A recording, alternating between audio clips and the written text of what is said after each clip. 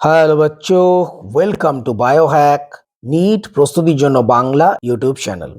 তো ডব্লিউবিএমসিসি তাদের অফিসিয়াল ওয়েবসাইটে আমাদের ওয়েস্ট বেঙ্গলের জন্য যে স্পেশাল স্ট্রে ভ্যাকেন্সি রাউন্ড তার যে রেজাল্ট বা অ্যালটমেন্ট রেজাল্ট সেটা কিন্তু দিয়ে দিয়েছে। তোমরা প্রত্যেকে ডব্লিউবিএমসিসির অফিসিয়াল ওয়েবসাইটে গেলে এই অ্যালটমেন্ট যে রেজাল্ট সেটা দেখতে পারবে। যতগুলো সিট ছিল প্রত্যেক কটা সিটই কিন্তু ফ্রেশ অ্যালটমেন্ট হয়েছে। তোমাদের আগেও আমি বলেছিলাম যে এই স্পেশাল যে ভ্যাকেন্সি রাউন্ডের রুল অনুযায়ী তোমাদের যে কলেজটা অ্যালট হয়েছে তোমাদের কিন্তু সেই কলেজটা নিতেই হবে। সেই কলেজ যদি তোমরা না নাও তাহলে তোমাদের যে সিকিউরিটি অ্যামাউন্ট আছে সেটা কিন্তু ফরফিট হবে। যদিও এর আগে যে রুল ছিল পরের বার পরীক্ষা দিতে পারবে না, সেটা তুলে দিয়েছে, যাক ভালো হয়েছে।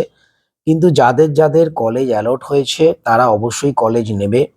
তবে তোমাদের আগের ভিডিওতেও বলেছিলাম যে স্টেট কোটার ক্ষেত্রে 50,000 এবং প্রাইভেট ম্যানেজমেন্ট কোটার ক্ষেত্রে 5 লাখ টাকা তোমাদের কিন্তু জমা দিয়ে তারপরেই অ্যাডমিশন প্রসেস করতে হবে এবং সেই টাকাটা তোমাদের ফার্স্ট সেমিস্টারের যে ফিস তার সঙ্গে তোমার অ্যাডজাস্ট হয়ে যাবে। তো যাই হোক, অ্যালটমেন্ট রেজাল্ট এসে গেছে। এরপর স্পেশাল স্টে ভ্যাকেন্সি রাউন্ড 2 বা রাউন্ড 6 আবার হবে।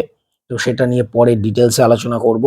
তো আজকে এই ভিডিওতে আমি তোমাদের আমাদের ওয়েস্ট বেঙ্গলের স্পেশাল স্টে ভ্যাকেন্সি রাউন্ডে state quota, private management quota, government তো কোনো সিট ছিল না, সেমি গভর্নমেন্ট এবং ম্যানেজমেন্ট টোটাল বিডিএস এবং এমবিবিএস কত কি কাট অফ গেল সেটা নিয়ে ডিটেলসে আলোচনা করব। এটা জানলে তোমরা কিন্তু আলটিমেট যে কাট অফ মানে একদম শেষ পর্যন্ত আমাদের ওয়েস্ট বেঙ্গলের কাট অফ কত গেল সেটা সম্বন্ধে একটা ধারণা করতে পারবে। তো চলো শুরু করা যাক। প্রথমেই বলে রাখি কিছু গভর্নমেন্ট বিডিএস সিট রয়েছে কিন্তু গভর্নমেন্ট কোনো এমবিবিএস সিট এই স্পেশাল স্টে ভ্যাকেন্সি রাউন্ডের জন্য কিন্তু অ্যাভেলেবেল ছিল না। তো প্রথমে আমরা সেমি গভর্নমেন্ট এমবিবিএস যাকে বলে স্টেট কোটা সেটা নিয়ে আলোচনা করি।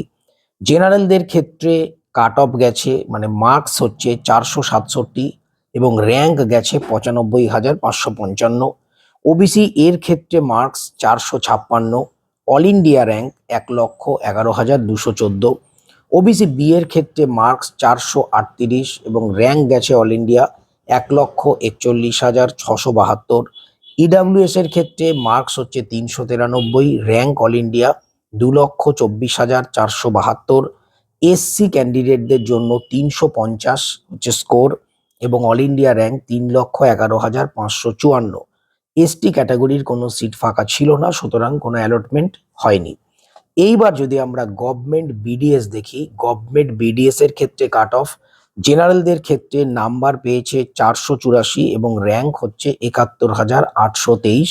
গভর্নমেন্ট বিডিএস সিট পেয়েছে আমাদের ওয়েস্ট বেঙ্গলে। ওবিসি এ ওবিসি বির কোনো সিট ছিল না। ইডাব্লিউএস এর ক্ষেত্রে 406 মানে 1,99,375 অল ইন্ডিয়া র্যাঙ্ক, সে পেয়েছে বর্ধমান ডেন্টাল কলেজ গভর্নমেন্ট।